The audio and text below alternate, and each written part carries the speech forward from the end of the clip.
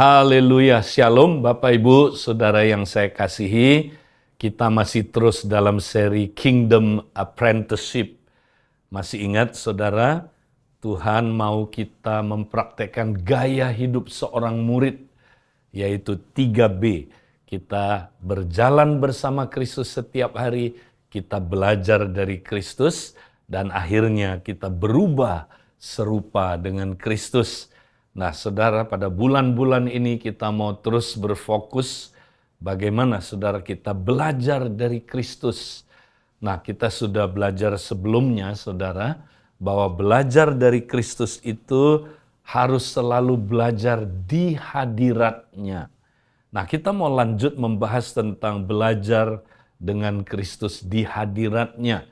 Yaitu, Saudara, kita terus-menerus mempraktekkan coram Deo. Ketika kita terus-menerus mempraktekkan coram Deo, Saudara, maka kita akan, saudaraku, memiliki sudut pandang atau cara pandang seperti yang ada pada Kristus. Nah, karena itu, Saudara, kita mau langsung kita mau belajar lewat apa yang kita sama-sama ingin, saudaraku, pelajari. Kita akan lihat kembali kitab Kolose. Nah, Saudara, Kolose pasal 3 itu adalah merupakan, saudaraku, apa yang Paulus ajarkan kepada jemaat di Kolose agar mereka, saudara, selalu hidup dengan apa, saudaraku? Ya, dengan selalu ada di hadiratnya. Nah, kita baca di dalam Kolose 3 ayat 1 sampai 3. Karena itu apabila kamu dibangkitkan bersama dengan Kristus, carilah hal-hal yang di atas, di mana Kristus ada duduk di sebelah kanan Allah. Pikirkanlah hal-hal yang di atas, bukan yang di bumi, sebab kamu telah mati dan hidupmu tersembunyi bersama dengan Kristus di dalam Allah. Nah, Saudara, di dalam menjalankan kehidupan seorang murid, kita harus selalu, saudaraku, ya, berjalan dulu bersama dengan Kristus. Nah, pertanyaannya, Kristus ada di mana? Ya. Nah, sekarang Kristus tidak lagi ada di dalam dunia nyata yang kelihatan. Ya, Kristus adanya di atas. Dikatakan di atas. Nah, di atas di sini bukan berarti, saudaraku, jauh di sana 3.000 kilometer di atas kepala kita. Bukan, ya. Di atas artinya dia ada di dimensi roh. Ya, dimensi yang lebih tinggi, makanya disebut di atas. Jadi, saudara, kita setiap waktu, ya, harus mencari perkara yang di atas. Artinya, ya, kita mesti apa, saudaraku, masuk ke hadirat Allah. Karena Kristus ada di sana, saudara. Ya, ketika kita masuk hadirat Allah, kita berarti masuk ke alam roh. Ya, alam surga atau alam yang di atas, saudara. Nah, ketika kita ada di sana, kita harus praktekkan langkah yang kedua adalah, saudara, kita harus pikirkan hal-hal yang di atas, bukan yang di bumi. Ya. Nah, jadi, saudara, bukan hanya kita masuk hadirat Allah, tapi kita harus, saudara, terus-menerus di hadirat Allah itu, ya, kita, saudara, melihat diri kita, melihat orang lain, melihat apa yang ada di dunia ini, saudara, dengan sudut pandang Kristus sendiri. Ya, jadi kita melihat seperti Kristus melihat. Nah, bagaimana, saudaraku, kita melihat seperti Kristus melihat? Kita harus tahu dulu, saudara, hidup kita sekarang, ya, itu adalah hidup yang baru. Karena kita ada di dalam Kristus. Kita hidupnya tersembunyi bersama dengan Kristus di dalam Allah. Jadi hidup kita adalah hidup yang baru, saudara. Ya, hidup yang sudah mati terhadap kebiasaan-kebiasaan lama kita. Hidup kita, saudaraku, sudah mati terhadap hidup yang lama. Jadi kita mesti lihat, saudara, kita sudah mati terhadap dosa-dosa yang lama. Ya, kita sudah mati terhadap kemarahan. Kita sudah mati terhadap percabulan, kenajisan. Kita sudah mati terhadap hawa nafsu, nafsu jahat, keserakaan, cinta uang. Ya, kita sudah mati terhadap kebiasaan-kebiasaan buruk. Kita sudah mati, saudara. Kenapa? Karena kita sudah bersatu dengan Kristus dalam kematiannya, penguburannya, dan kebangkitannya. Dan sekarang kita sudah duduk bersama dengan Kristus, ya, di saudaraku, sebelah kanan Allah Bapa, ya. Itu sebabnya, saudara, kita mesti lihat diri kita berbeda, ya. Nah, bukan hanya itu, saudara, kita harus lihat siapa kita yang baru ini. Ya, kita yang baru ini berbeda dengan yang lama. Ya.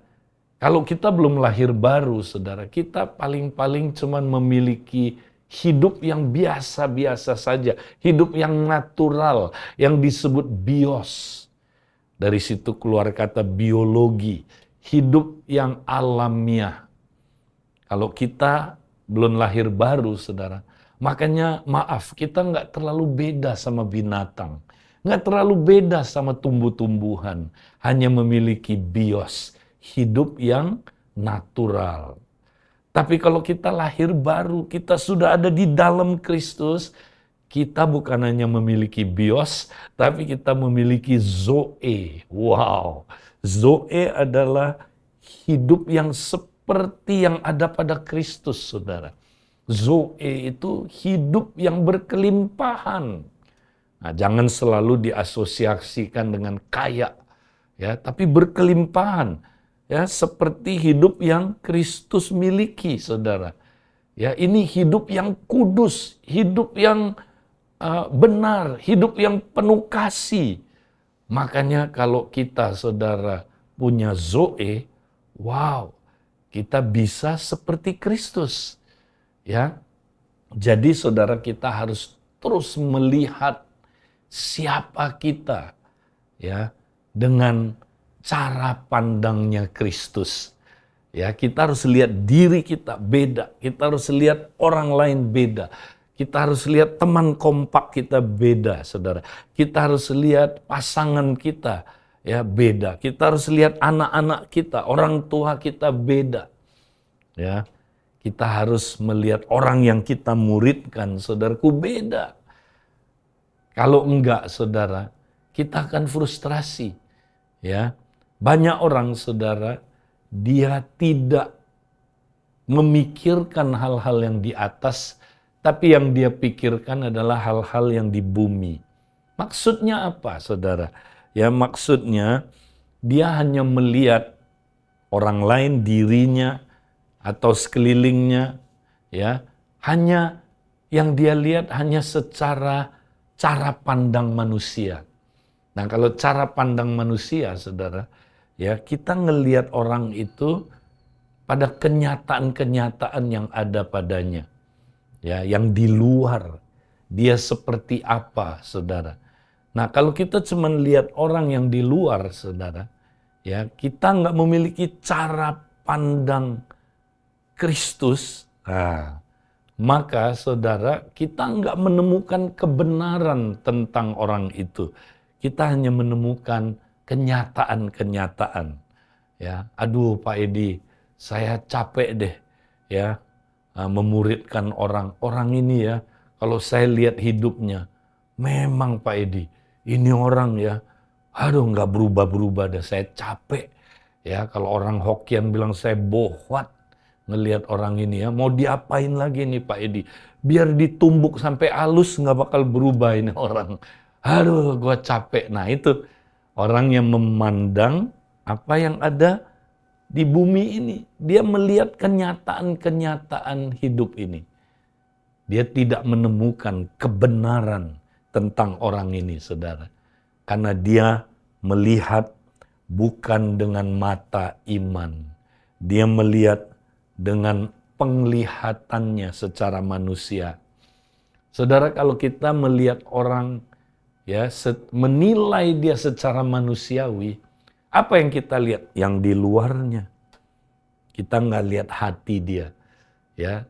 Tapi kalau Tuhan melihat hati, saudara, ya, kita lihat luarnya, tampangnya, latar belakangnya, ya, keadaan dia sekarang, ya.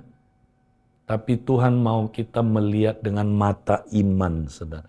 Mata iman itu apa, saudara?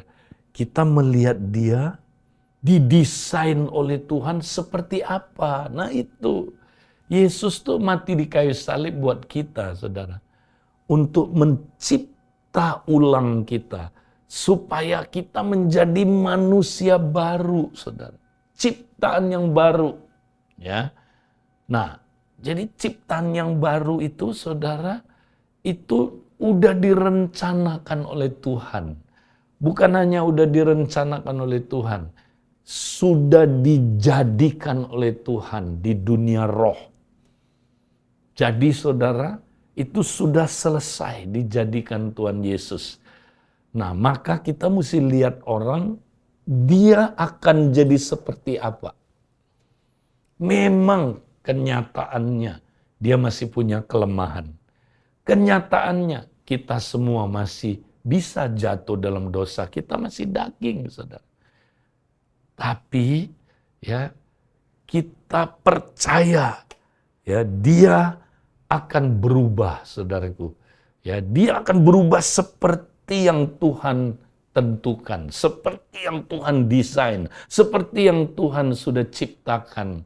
Dia akan jadi seperti apa? Nah itu, kita harus punya mata iman seperti itu, saudara. Ya, Paulus berkata begini dalam 2 Korintus 5 ayat 7. Sebab hidup kami adalah hidup berdasarkan iman, bukan berdasarkan apa yang kelihatan. Ya, jadi saudara, kita melihat dia seperti Kristus melihat dia. Kalau bisa seperti itu, saudara, wow. Ya, makanya kita dikompak mulai dulu, saudara.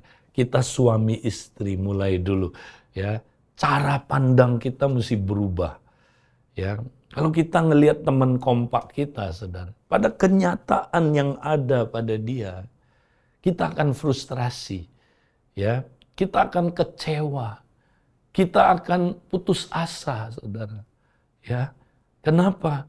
Karena kalau kita fokus pada kenyataan yang ada dalam dirinya, saudara, dia nggak berubah-berubah, ya. Dan kita akhirnya, saudara, putus asa, ya. Tapi kalau kita lihat, wow, saudara kita ini ciptaan yang baru, ya. Wow, di hadapan Kristus dia itu kudus, tak bercacat, tak bercela. Dia berkenan kepada Allah. Ya, karena dia udah ditebus. Yesus bayar harga mati di kayu salib buat teman saya ini. Ya, buat pasangan saya ini. Ya, tidak sia-sia harga yang Tuhan bayar. Dia pasti jadi seperti itu nanti. Ya, nanti puncaknya ketika Tuhan Yesus datang, dia pasti jadi seperti Kristus. Wow, jadi kita punya pengharapan Injil, saudara. Ya, mari kita mulai dengan dikompak kita dulu, saudara. Punya cara pandang yang berbeda seorang akan yang lain, ya, sehingga saudara, wow, ya, kita akan benar-benar, saudaraku, ya, saling mengasihi. Kita akan saling, saudara, tolong menolong supaya kita semua bertumbuh pada kenyataannya makin serupa dengan Kristus. Nah, ini penting, saudara. Ya, mari kita kalau mau belajar dari Kristus, kita belajar cara pandangnya Kristus. Ya, belajar itu, saudara. Ini penting sekali karena inilah pemuritan. Seorang murid itu mengikut seorang gurunya, ya, belajar dari gurunya, cara pandang gurunya, saudara. Ya, kita mesti belajar cara pandang guru kita. Kristus adalah guru kita, kita pemagangnya kan. Nah, saudara, kalau kita seperti itu, saudara, wow, kita akan, saudara, melihat hidup kita, hidup orang lain, ya, hidup orang-orang yang kita kasihi, yang memang sudah ada di dalam Kristus, dan mereka dan kita akan makin bertumbuh, makin serupa seperti Kristus. Nah, itu yang saya mau sampaikan saudaraku minggu ini, ya. Mari kita terus memiliki cara pandang seperti cara pandangnya Kristus. Tuhan memberkati kita, saudara. Amen.